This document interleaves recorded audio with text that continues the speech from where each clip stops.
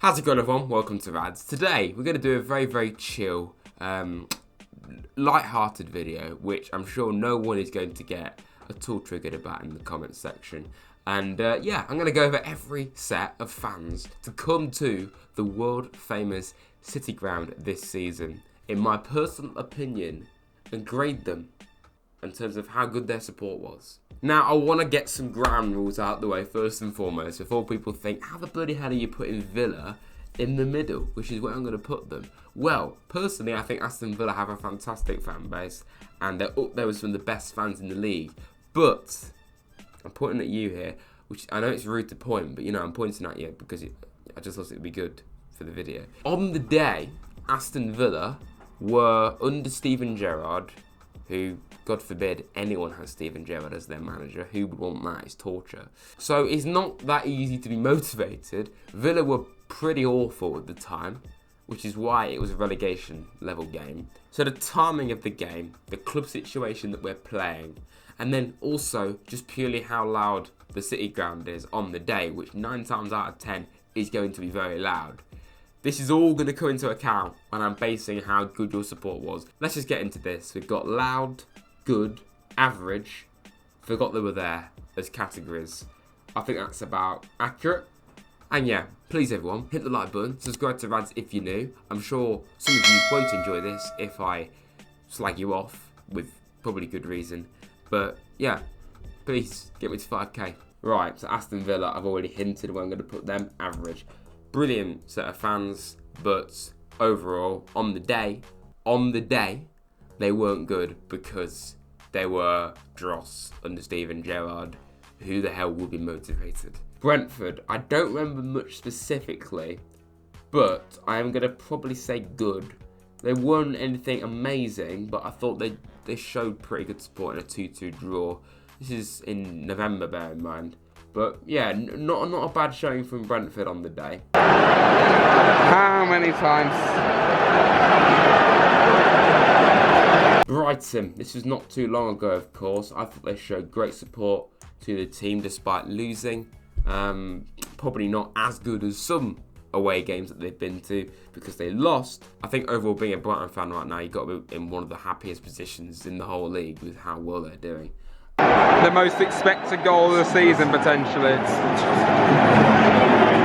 Crystal Palace, the first entry into loud. I don't know if I got this on camera, which is frustrating if I haven't, but I remember a pyro. And if you've got a pyro, you're up there. You're up there immediately. Flags, this is proper, like, semi-ultra level support. It's not ultras. I've never seen ultras. I don't particularly want to see ultras because that's a bit scary at times. I just thought it was great to actually witness that live in an away end. And yeah, they lost. They were pretty mediocre that day. Palace missed the penalty. But some good set of supporters, very good set of supporters because I've got them in the top tier. But just immediately, if you've got a pyro and flags, I think you've got to be in the top tier. Everton. Now, if you want to have an idea as well as to how I'm actually judging this, after each game this season and last season, I have graded these fans there and then. I'm not just doing this off the top of my head. And I would show you the list on my phone, but that would give it away. And I would like my view retention to be a bit longer than 3 minutes. And with Everton, I graded them a B+, which is weird because thinking now, I can't remember much of Everton, which is weird. I don't remember much of them, but I graded them a pretty good grade at the time, so we'll give them a good rating.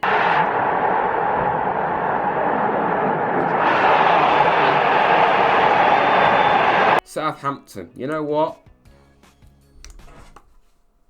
I'm not sure. I'm going to say good. They scored 3 goals. They celebrated them pretty well. Yeah, they did pretty well. They sung their Saints Go Marching In song a few times.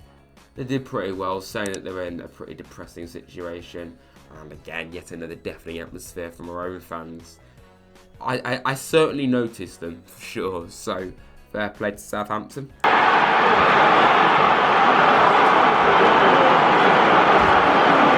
I still thought them last year, and I graded them in the bottom tier. They won 4-0 against us at home, and they were awful fans. When they scored, they were loud, and that was about it. good support for me is not just when you score, it's continuous support. And Fulham didn't do that in that game. But more importantly, the game this season, they won 3-2. Again, pretty good celebrations for the goals, but other than that, I don't remember much at all. So I'm going to have to say average. I'm not going to say forgot you were there, because I didn't forget they were there. But average support, unfortunately, for them. Talk about collapse. Leeds. Overall, they probably have some of the best fans in the league, and they should comfortably be in loud overall. But on the day, it was the final game for Jesse Marsch. It wasn't much to shout about. They hardly threatened. You know, there wasn't really much reason for them to be loud. I mean, they should have been, really. You know, you should be loud regardless. But again, motivation probably wasn't at an all-time high. And we just outsunned them again. So that is a case of that. On the day, they weren't at all their best. But overall, I'd say Leeds are pretty high up. Man City, I would say good. Honestly, they showed some good support, saying that it was one of their very, very few off days this season. Some great support from City. Overall, I think we outsold them still, but they showed some pretty good support. Man United, honestly, some of the best fans I've seen this season. In the cup game especially, they were relentless in that second half. Constantly singing Savar going to Wembley and just some of their own songs. I just thought it was top notch, and it was honestly one of the few times this season where I've seen the City ground be silenced and outsung, and that's probably also because it was one of the few games this season where we have been beaten at home comprehensively. Going nuts, isn't he? Wolves, I've seen them twice this season as well. In the Cup, I graded them a C+. In the league, a D. Not the best.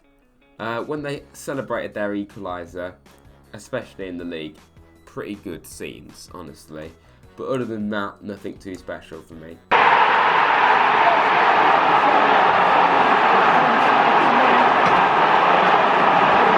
Bournemouth, definitely some of the best fans I've seen this season. Constantly singing and backing their team. It did help the fact that they won 3-2 from 2-0 down against us, newly promoted side. Great away day for them to go and get a result like that too. And overall, Bournemouth have had some great results on the road in general this season. They've had some great fans, but this is based off when I've seen them, and when I saw them, again, they were very good.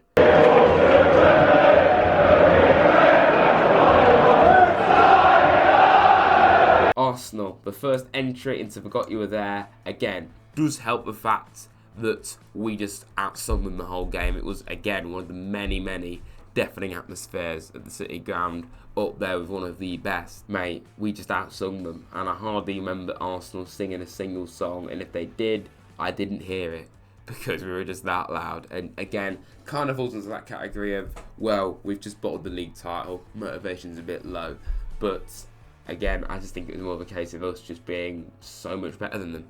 Chelsea, I didn't expect to put them as high as this when I did this video, or planted this video initially, but I thought they did pretty well. They were singing quite a lot, saying that they didn't beat us and they've had a poor season by their standards, but not bad. I don't think Stamford Bridge is at all close to good, but in terms of away support, they did pretty well, Chelsea. That's frustrating. They got past Worrell with the goal. Way too easy, that goal. Leicester, been woeful this season after the highs that they've had in recent years, but poor support, hardly heard them sing. Brendan Rodgers was on thin ice in that game, and he somehow lasted about another 2 months. God knows how that happened.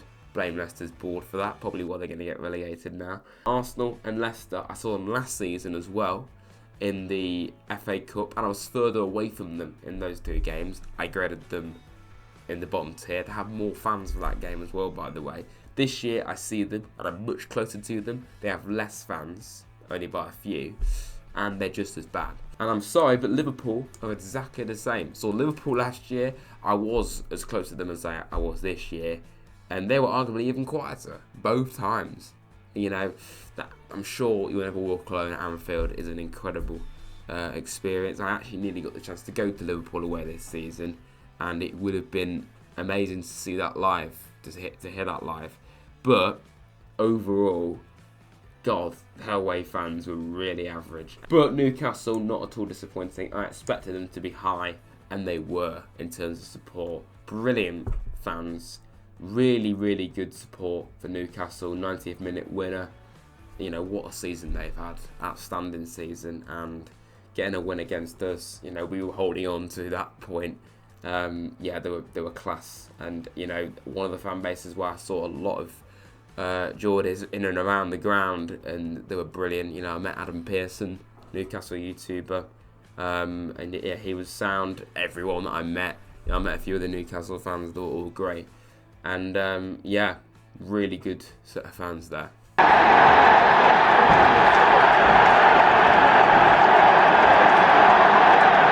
Tottenham, honestly, I want to say I forgot you were there. Is it a coincidence that 3 of the bottom 4 are Big Six fans? I'm just saying. It just says, doesn't it, that if you're a Big Six fan, you're going to get some hardcore fans. For sure, there's real Liverpool, Arsenal fans. Of course there is. You know, more than there isn't by a country mile. But there is going to be some fans for these clubs that are tourist fans. And I just feel it plays its part in terms of how loud fan bases can get and how passionate they can get. You know, the true fan is going to support them through thick and thin, for sure. And I don't want to sound like these clubs don't have real fans, because they 100% do. You know, 90% of their fan base is true supporters. But there is going to be that little percentage where there just isn't. And I feel it plays its part.